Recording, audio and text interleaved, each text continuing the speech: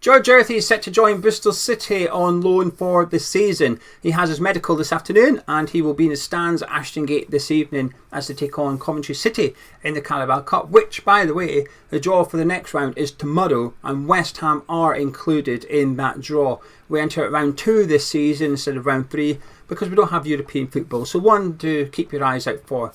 But all being well with his medical, Earthy will join Bristol City on loan for the season and could be set to make his debut this weekend against Millwall.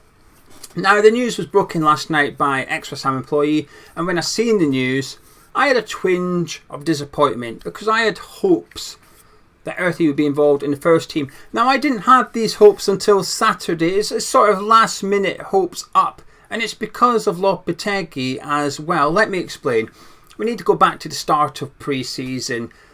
I was looking forward to seeing all the youngsters involved, but there was two in particular, Freddie Potts and George Earthy, because I thought those two had a chance of being involved in the first team this season. The rest of them I thought would be too much too soon, and loans would be ideal for them all. Bar those two, I could see them being a part of the team this season. Now, Lopetegui came in early doors, in pretty much his first interview, he spoke about his desire to use the academy players and have that pathway into the first team and integrate them into the first team squad.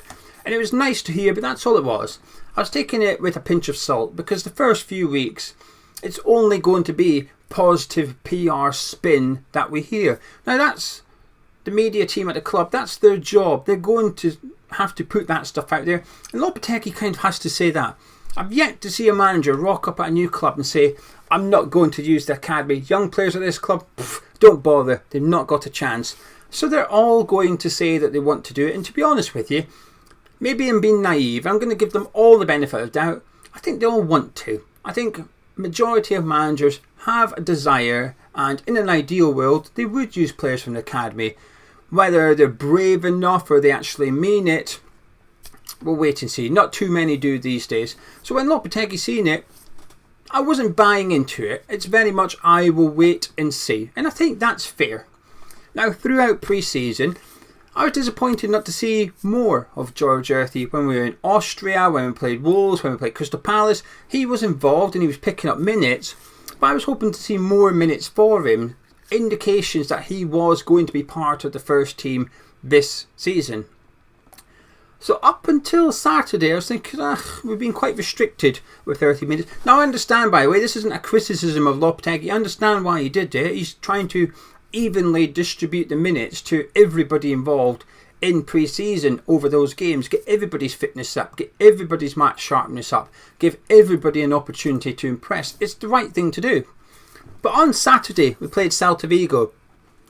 And I felt that friendly was taken a little bit more serious by Lopetegui. And this is where I got my hopes up. Because in the 67th minute, 25 minutes left on the clock, Earthy and Somerville came on. So it's a decent amount of minutes for George Earthy. But more importantly, not everybody was substituted on. Minutes were given out to those... Well, minutes were scarce. No other youngster got minutes on the pitch. Freddie Potts didn't come on. Andy Irving didn't come on. Danny Ings, Maxwell Cornet, neither of those got minutes either. But Earthy got 25 minutes under his belt. And I thought that was quite telling, actually. Just like Souček playing 90 minutes.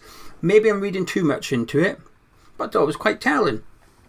So Saturday night I was thinking, well, maybe Earthy is going to be part of Lopetegui's squad this season.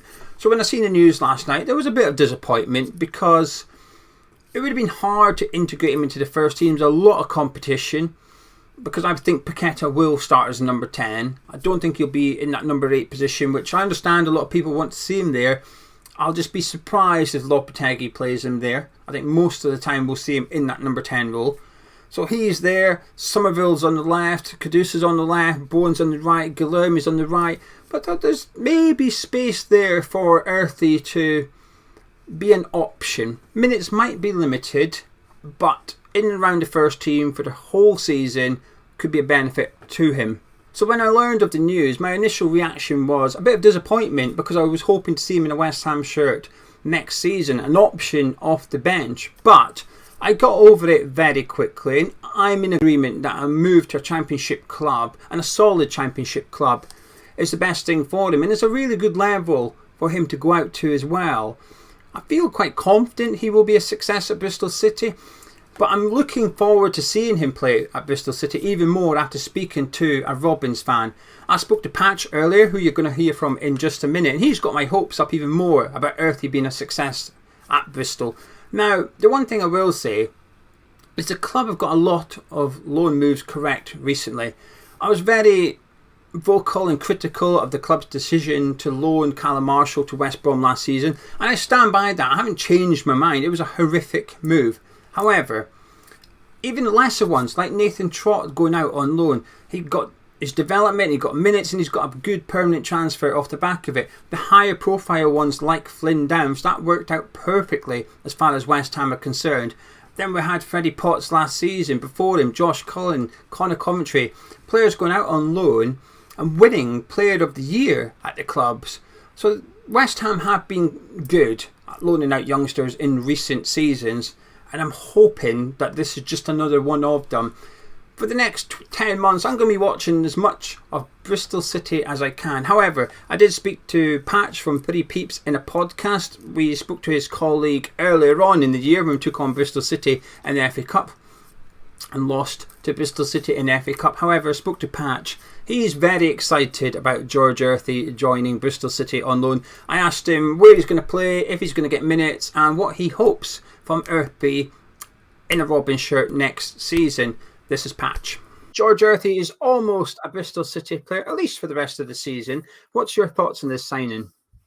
Very excited. We've had a chat and spoke about him on our podcast, and yeah, from what you've told me, what I've seen, what I've heard, it looks like he was on the fringe of getting some good game time in the Premier League this season. For him to then come down to Bristol, come to the Championship, and be part of our squad. We are currently looking for a number 10. There's also, we're hoping to get another one in the form of Scott Twine or equivalent. So he's going to have competition, but healthy competition is great. And we've had Premier League loans in the past, going back to the 90s. Andy Cole came down from Arsenal. He then went on to sign. And only 7 or 8 years ago, Tammy Abraham came in and scored 26 goals in 48 appearances and had a great record, went on to do really well. We've had a relationship with Chelsea in the past in Jada Silva, Thomas Callas, Casey Palmer. So we've seen this before, and this has come at a time when in the recent years, particularly under Nigel Pearson, we haven't really utilised the loan system whatsoever. We have in last season with Scott Twine coming on loan from Burnley, and this season we've actually got a player on loan for the season from the Japanese Premier League, and we've got an option to buy him at least at the end. So this is something relatively new coming through, that we've got a player knowing that he's going to probably go back at the end of the season, because we've got our own players to bring through, really good academy system ourselves. So yeah, it's exciting, and I just can't wait to see what he can offer us. That rule of thumb in football, never fall in love with a player on loan, does that go out the window in some circumstances? Well, definitely going back to the case of Tammy Abraham, it was hard not to fall in love with him. You could see that he was such a great finisher, had all the attributes that you want as a striker, and was our player of the season as well. Always had a soft spot for him. I don't think, and I'm pretty sure in saying, he hasn't returned to Ashton Gate as a player. But it's great to when those players do come back, because you can show that level of appreciation.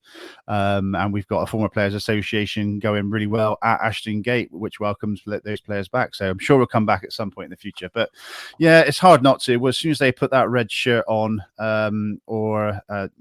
playing any shirt of Bristol City, it's hard not to fall in love with a player when they are at that level. When a player goes out on loan, I think fans of the parent club have got two concerns. The first concern in question to yourself is, what type of football do Bristol City play under Liam Manning? So we play a predominantly 4-2-3-1 formation, which, in and out of possession goes to 3 at the back, and the wingers the left back, right back bomb on effectively, and try and form that relationship with the person on the right of the 3 and the left of the 3. And we're developing that high press style of play. Last season, we were struggling to break down some of the teams that play that low block, if you like. But this season, we've added a few extra players in those positions. We play an exciting brand of football, but sometimes the fans have to be patient because they won't always just go forward for the sake of it. It will be backwards and sideways until an opening comes. So there's that level of patience required. But we have really lacked that player who can play a killer pass, who can be a dead ball specialist, and that's kind of where we're looking at. Prior to that, we played with two up front in Tommy Conway and Naki Wells. They work really well together. But since Liam Manning has come in, we predominantly play with one up top. So we need the supply into that one to be especially good, and also have the support from the wide two players cutting inside, getting a cross in, or pulling it back for a striker to finish off, or indeed a number 10. Because I saw George Earthy's goal at the end of last season, and that was from him getting into a position where someone was coming down the right hand side and pulling it back, and he's there to finish off. The second and possibly the biggest concern is, will he get minutes? So it sounds like there's a vacancy for the George Earthy in your team at present. However, because of that desire to get Scott Twine back in at Bristol City, would that impact his minutes, or is there room in your first 11 at the moment for both players, albeit one of them would have to then play slightly out of position? Well, there's decent competition all over the pitch when everyone's fit, but that is a big caveat. When everyone's fit, we have had injuries, which I'm sure every club does. We've currently, I think, my last count, got 6 on the bench in terms of injuries. So, strength and depth, we want 2 for every position. We have got Ayman Benarous, who is a central midfielder, but can also play in that number 10, who has not played any football for a couple of years at this level. He's coming back through now in the under 23s, and a lad from Aldershot in Josh Stokes, who it's a big step up from him. It was a step up for him to go to Aldershot from the club he came from, but this is another jump. So he will take time to adjust. So we want 2 players for every position. That's what we've heard and what we said. So effectively, it could be Twine and Earthy, because Benarous can play elsewhere. But also those 2 in the 4-2-3-1, the right and the left of the 3, they can be fairly interchangeable. So there's always options for George, maybe to play on that right of the 2. But then if he hasn't got the level of pace that they're looking for in those positions, it's going to be a really interesting one to see how that pans out. But if he comes in before Scott Twine gets here, or an equivalent of Scott Twine, another number 10, and plays well, he's got to keep the jersey, hasn't he? What's your expectations of him? I appreciate hopes might be a more favourable term to ask, but I guess you can answer both then. What's your hopes for George Earthy, but also what's your expectations for George Earthy? My hope is that he comes in and is that locksmith that we've been looking for. Someone who can pick a pass. What so many times I've seen in the Championship, not just with Bristol City, but with other teams, the key difference for me with the Championship and the Premier League is vision and being able to play a pass at the right time and not delay it. So many times you're sitting up in the stands and you like, why hasn't he given the ball now? But he does 2 seconds later, and then the striker's offside or defenders read it. So from a Premier League level, I'm looking for quicker decision making, quicker passing, more quality, more killer instinct, and not overcomplicating things in the final third. We played up at Hull on the weekend, and the number of times you almost take a man on and then want to take him on again.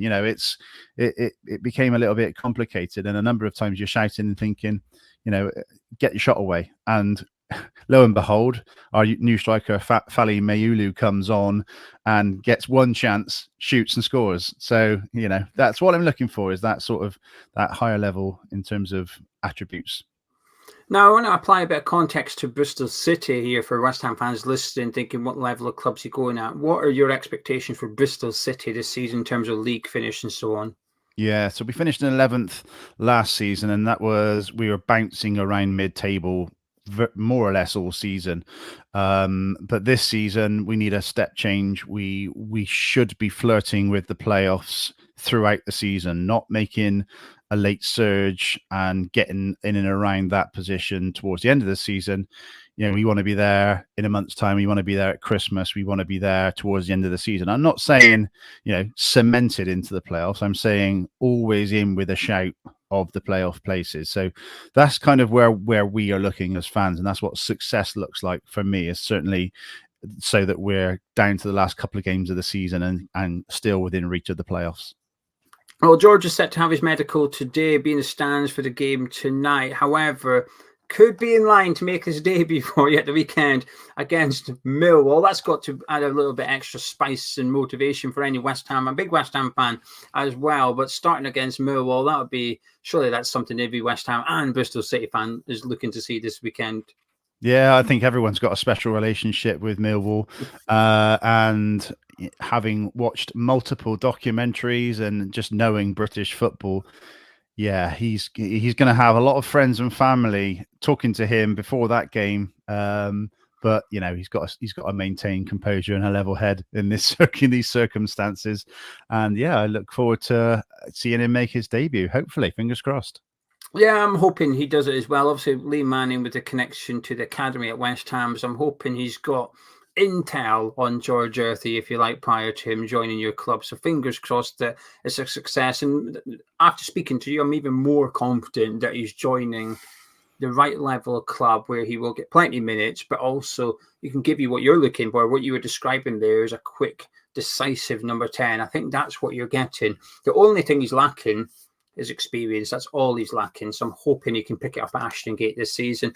But Patch, thank you very much. You're going to gain a few West Ham fans watching Bristol City this season. I look forward to catching up with you throughout the duration of the season and getting reports on just how good George Earthy is. And I'm hoping I'm going to get some messages off you as well, just saying, wow, what a player we've got here. He's gone and done this, that, and the other, and he's scored a goal, he's got an assist or whatever. So I'm really looking forward to it. But Patch, thank you very much. Thanks for having me, mate. Take care. A big thank you to Patch there. I also appeared on the Three Peeps in a podcast that will be up tomorrow, but I will put a link to that podcast in the description below. So if you want to go hear what I had to say, where he was asking me about George Earthy, what I thought of him and if he would do well at Bristol City, if you're interested, you can find that below. But a massive thank you to Patch for giving up his time and coming on. I'll be catching up with him throughout the season to keep an eye on Earthy's progress at Bristol City, hopefully starting this weekend against Millwall. If you've enjoyed this video, please do drop a like on it by clicking the thumbs up, subscribing to Ham's Chat, and catch up with you tomorrow.